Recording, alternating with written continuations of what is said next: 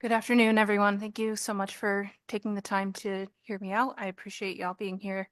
My name is Quinn, and I am the project manager and a certified recovery support specialist here in the state of Connecticut for a project called the CT Support Group.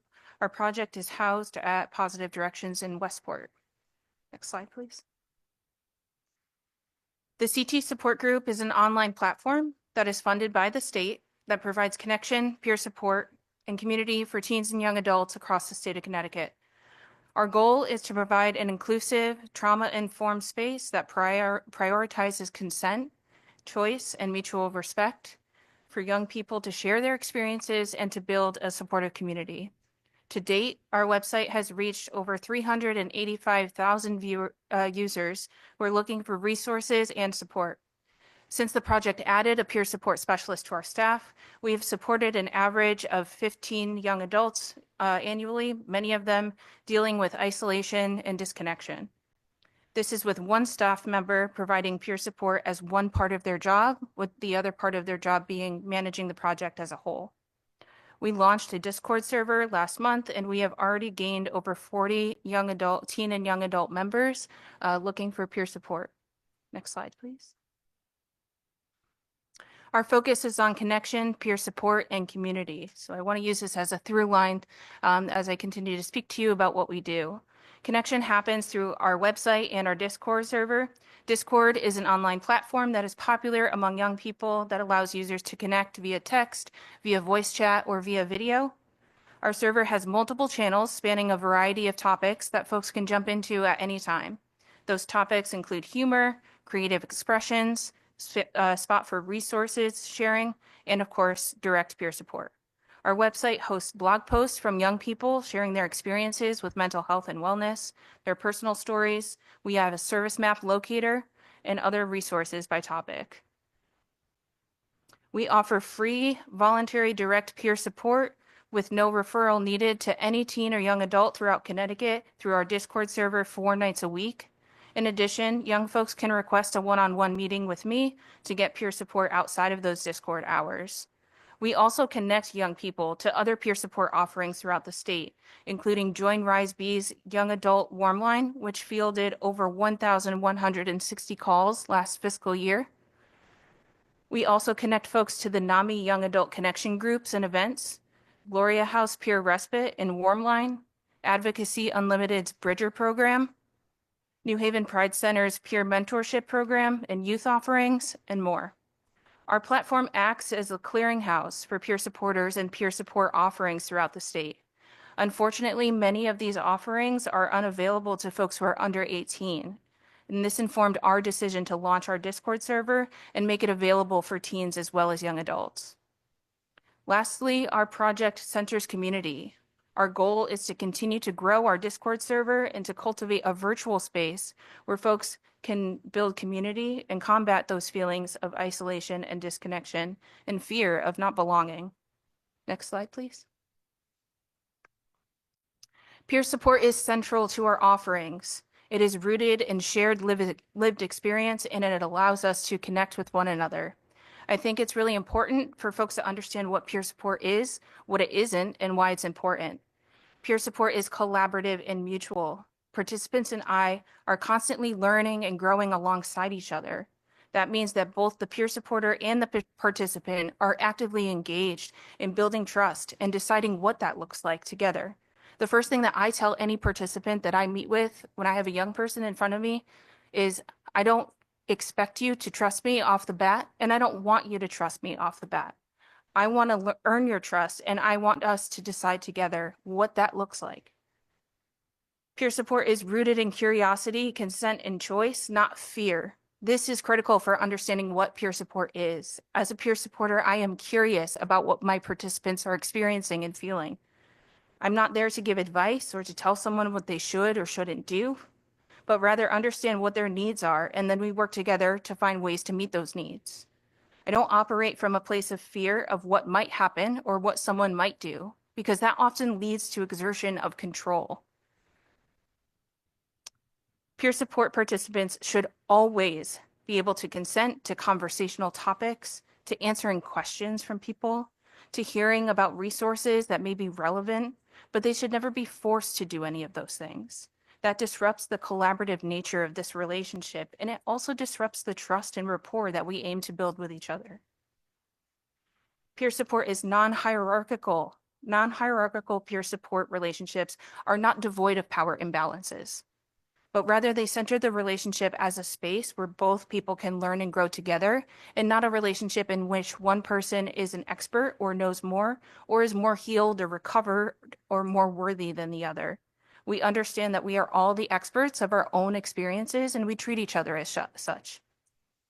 Inviting curiosity into peer support relationships and conversations allows us to get information about how we each view the world and how we came to know what we know about the world and the ways that we operate in it.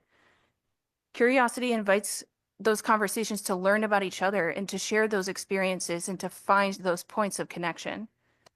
We can learn what feels generative and connecting. We can learn what leads to disconnect. And so we can operate in our relationship and try to avoid those things and work through them together as they arise.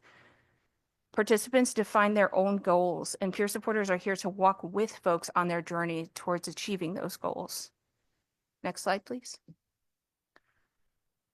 This is what peer support is not. Peer support does not start with the assumption of a problem, nor do we assume that someone needs to be fixed, to be treated, or to be cured. We start with the understanding that everyone could use support at some point in their lives. Peer support is not having a paid friend. This myth really diminishes the value of the role, and it discounts the amount of training and practice and reflection that folks undergo as they prepare for and step into these roles. In Connecticut, recovery support specialists complete 80 hours of core training, pass an exam, and complete additional training and continuing education every year that they maintain their certification. So once they are certified, they are expected to complete 60 hours of continued training every 3 years. Peer support is not about taking care of someone. In peer support, we do not take responsibility for or over anyone. That robs them of their autonomy and challenges the mutuality of the relationship. It can also threaten the foundation of trust. Next slide, please. Peer support is important for so many reasons. It is a source of validation and understanding from someone who gets it. Having that shared lived experience is so important, especially for young people who are dealing with isolation and disconnection, and also who are looking for grown-up versions of themselves, living full and connected lives out in the world. I know as someone who grew up as a queer and trans person, I was constantly looking for grown-up versions of myself who were happy and connected and had support. That's part of what drew me to this work. Peer support improves mental health and recovery outcomes for participants. SAMHSA has a plethora of literature in support of the effectiveness of peer support. Peer support provides participants with relevant and timely resources. This is important because it's a direct reflection of the continuing education that we receive. This education and our connections to other peer supporters throughout the state keeps us informed about resources that may be useful or helpful for the people that we are supporting. And lastly, peer support is offered by folks who are trained and certified here in the state of Connecticut. This education is integral to our ability to offer peer support in authentic ways. Next slide, please.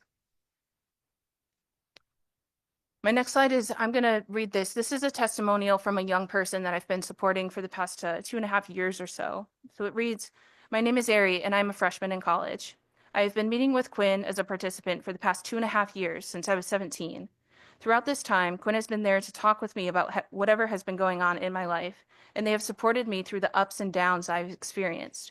Overall, having Quinn as a mentor and a supporter has been an awesome experience, as they have been there to talk with me and have offered insight and guidance when I needed it. I think every teenager and young adult should have access to someone like that." Next slide, please. There are some barriers, I think, in the world of peer support, and I am not going to present barriers without offering possible solutions because it's not the kind of person that I am.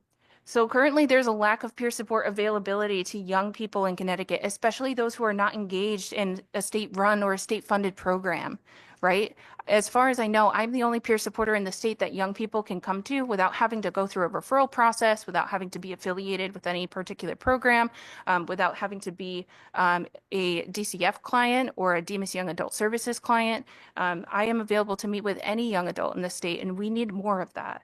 So I would love to see the expansion of peer support availability to individuals who are under 18 years old. There's currently a lack of awareness of peer support offerings statewide. I think I'm constantly learning about like new offerings and ways to get people plugged in and connected to different things happening through the state. But I think one way that we can combat some of this is to engage the State Department of Education and ask the school systems to share digital versions of peer support flyers so that schools and children and families and students all know what their options are and what the offerings are throughout the state. There's currently no insurance reimbursement for peer support services in the state, and I know that this has been brought up again. There's actually a hearing tomorrow in the Human Services Committee to talk about this very thing. I would urge legislators to please support making peer support services reimbursable by insurance while maintaining the integrity of the peer support model. And what I mean by that is to ensure that there is clear definitions of what a peer supporter is and what their role is, what peer support is and is not. Ensure that there is an understanding and also like very clear guidance on what that role looks like throughout the state. I think these are steps that we need to take as we're moving towards considering insurance reimbursement. Next slide, please. There's currently little funding for peer support organizations and for projects. I would love to see additional allocation of fundings for peer support projects like the CT Support Group, like Join Rise B's Young Adult Warm Line, like NAMI Connecticut's offerings for young people, Smart Recovery, et cetera. These are all examples of peer support that's available. And also, I think if we can make it more expansive and more available, it would improve outcomes for so many people. There are currently few employment opportunities for peer support specialists here in Connecticut. I would love to see an increase in the number of peer support specialist roles in state-run and state-funded programs. I think it would be incredible to be able to integrate more of these people who have very valuable lived experience to share with the young people that they're supporting. And there's currently no existing peer support supervision pathway here in Connecticut, leaving peer support specialists to be supervised by clinicians who often fundamentally misunderstand what the role is.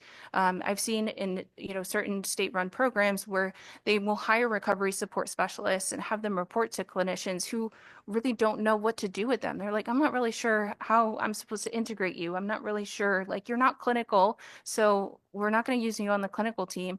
And sometimes these individuals get relegated to things like offering transportation as opposed to being able to do what they were hired to do, which is offer peer support and connect with other people.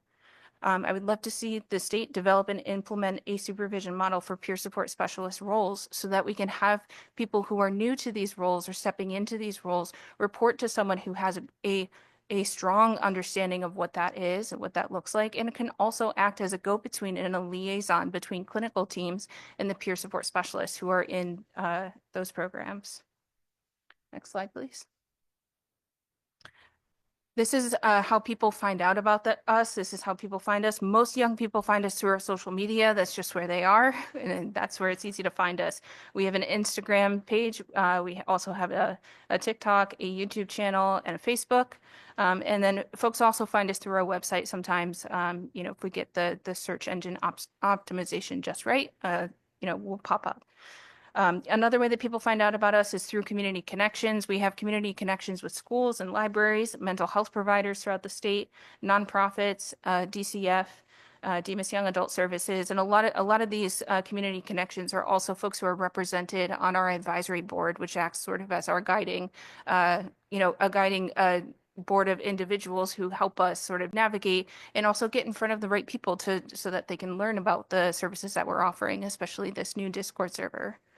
And the last way that people find out about us is through events. A lot of times I will go and speak or table at events throughout the state to really get in front of young people and talk to them about what peer support is, try to dispel some of the myths around it, and also let them know that I am available for them, that I am here to show up for them, to hold space for them, and to ensure that, they're able to get the support that they need. Next slide, please. On this last slide, I've included a handful of resources about, peer support outcomes, cost effectiveness, which I know can be important, how states can implement peer support into the behavioral health continuum. I've also included some information about Medicaid reimbursement from the Office of Legislative Research, and then some overviews of studies of digital peer support and the efficacy and how it's showing promise as a viable way to offer peer support. I thank you all for your time. Thank you.